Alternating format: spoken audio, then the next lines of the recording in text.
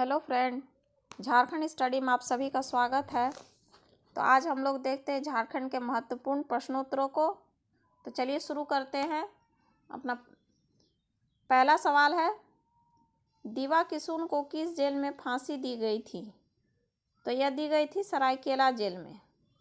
दीवा किशुन का जन्म 1820 ईस्वी में पश्चिमी सिंहभूम में हुआ था। इनका जन्म 1820 ईस्वी में पश्चिमी सिंहभूम में हुआ था। इनके गुरु का नाम था रघुनाथ भुइयां। इनके गुरु का नाम रघुनाथ भुइयां था। रिश्ते में ये दोनों मामा भांजे थे। मामा भांजा, रिश्ता में ये दोनों मामा भांजे थे। चलिए अगला सवाल देखते हैं। अगला सवाल है, 1857 के विद्रोह में पोरहाट के किस राजा ने विद्रोही सैनिकों को अपने यहाँ शरण दी थी? तो यह थे राजा अर्जुन सिंह। यह कहाँ के राजा थे? तो पोरहाट के राजा थे। इन्होंने डाल्टन के समक्ष अपना आत्मसमर्पण किया था। इनकी अर्जुन सिंह की मृत्यु 1870 ईस्वी में हुई थी। यह 1857 के विद्रोह से पोरहाट से संबंधित थे। अगला सवाल है, मुंडा विद्रोह में बिरसा मुंडा के सेनानायक कौन थे? तो यह गया मुंडा थे। गया मुंडा का जन्म खूंटी जिला में हुआ था। इन्हें 6 जनवरी 1900 को गिरफ्तार करके रांची जेल में बंद कर दिया गया था और वहीं पर कुछ दिन के बाद इन्हें फांसी दे दी गई थी। मुंडा विद्रोह को उलगुलान विद्रोह के नाम से भी जाना जाता है। उलगुलान विद्रोह मुंडा विद्रोह का दूसरा नाम है। यह बिरसा मुंडा के नेतृत्व में किया गया था। बिरसा मुंडा को धरती आबा के नाम से भी जाना जाता है। चलिए अगला सवाल देखते हैं। भूषण सिंह किस जनजाति के थे? तो भूषण सिंह चेरो जनजाति से संबंधित थे। यह चेरो विद्रोह से संबंधित है। भूषण सिंह चेरो विद्रोह से संबंधित है। भूषण सिंह 1802 में इसे पकड़ा गया था और इन्हें फांसी दी गई थी। चेरो विद्रोह के दमनकर्ता रफसेज थे। चेरो विद्रोह दोस्तों कब हुआ था? 1800 से 1819 के बीच में चेरो विद्रोह हुआ था, जिसके नेतृत्वकर्ता भूषण सिंह थे। यह चेरो जनजाति से संबंधित थे। अगला सवाल देखते हैं। सिंगी दाई व कैली दाई ने किसके विरुद्ध अपना विद्रोह प्रदर्शित किया था? तो इन्होंने मुगलों के विरुद्ध अपना विद्रोह प्रदर्शित किया था। अग्नय भाषा में दई का अर्थ होता है दीदी। दई का अर्थ क्या होता है? दीदी होता है। यह अग्नय भाषा में होता है। अग्नय भाषा में इसको दीदी बोला जाता है।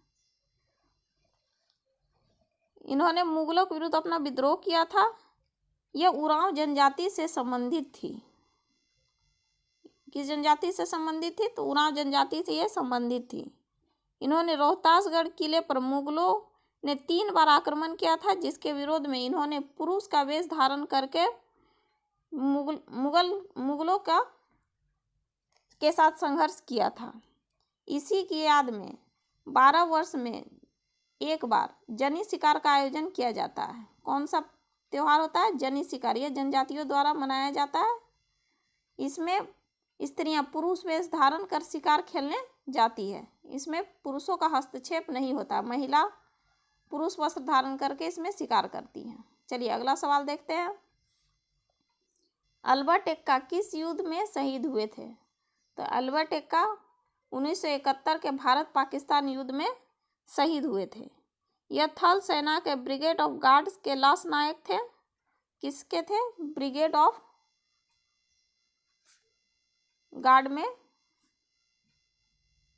गार्ड के लॉस नायक के पद पर थे।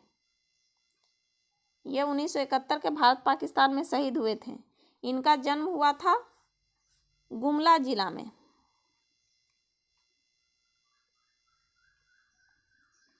कब हुआ था दोस्तों?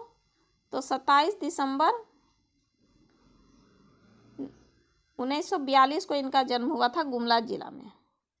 इन्हें झारखंड का प्रथम व्यक्ति है जिसे परमवीर चक्र प्राप्त हुआ है।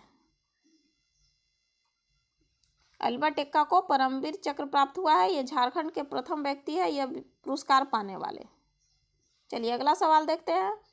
मुंडा ग्रामर और इनसाइक्लोपीडिया मुंडारिका के लेखक कौन है? तो यह है फादर जॉन बैप्टिस्ट हाफमैन।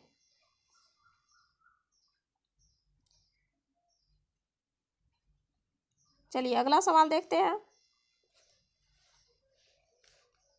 अगला सवाल है जगन्नाथपुर मेला कहाँ आयोजित किया जाता है? तो जगन्नाथपुर मेला रांची में आयोजित किया जाता है। यह आषाढ़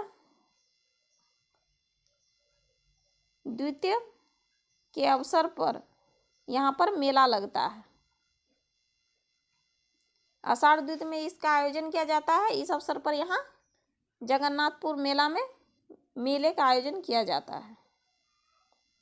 इस मेले का प्रारंभ कब से हुआ था दोस्तों? 1691 ईस्वी में बड़का गांव के राजा ठाकुर एनीनाथ शाह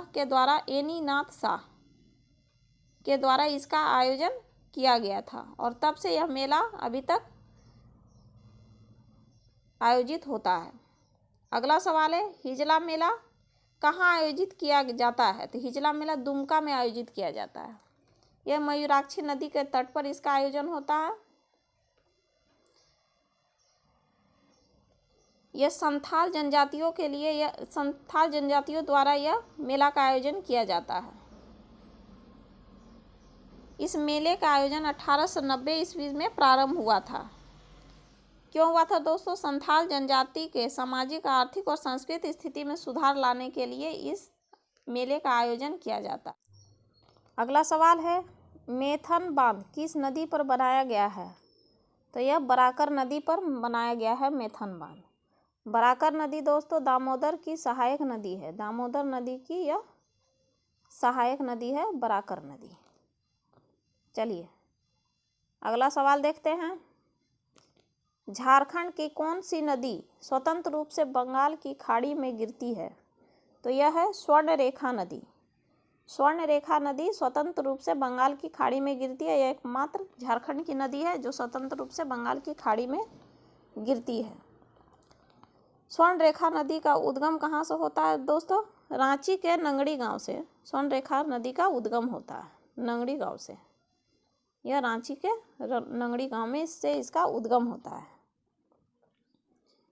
यह झारखंड का दूसरा सबसे बड़ा जलप्रपात जिसे हुंडरू जलप्रपात के नाम से जाना जाता है, यह स्वर्णरेखा नदी पर ही बना हुआ है। हुंडरू जलप्रपात किस नदी पर है? तो स्वर्णरेखा नदी पर है। चलिए अगला सवाल देखते हैं। अगला सवाल है झारखंड से भारत का कितना प्रतिशत कोयला प्राप्त होता है? तो झारखंड से 33.4% कोयला प्राप्त होता है। यह भारत का कोयला का 1/3 भाग झारखंड से प्राप्त होता है। कितना? 1/3 झारखंड से प्राप्त होता है। कोयला जो है गोंडवाना क्रम के चट्टानों में पाया जाता है। गोंडवाना क्रम के चट्टानों में कोयला पाया जाता है और झारखंड का कोयला उत्पादन में प्रथम स्थान है। कोयला उत्पादन में झारखंड का भारत में प्रथम स्थान है। चलिए अगला सवाल देखते हैं। मालतो किस जनजाति की भाषा है? मालतो सौरिया पहाड़िया जनजाति की भाषा है। सौरिया पहाड़िया आदिम जनजाति है।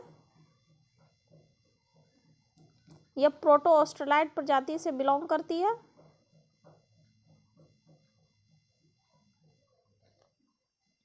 इसकी भाषा जो है वह मालतो है, जो द्रविड़ भाषा है। मालतो एक प्रकार की द्रविड़ भाषा है। मालतो भाषा उरांव की कुडुक भाषा से काफ़ी मिलता जुलता है। कुडुक भाषा से, उरांव की कुडुक भाषा से यह मालतो भाषा काफ़ी मिलता जुलता है। सौरिया पहाड़िया में आवास को अड्डा के नाम से जाना जाता है।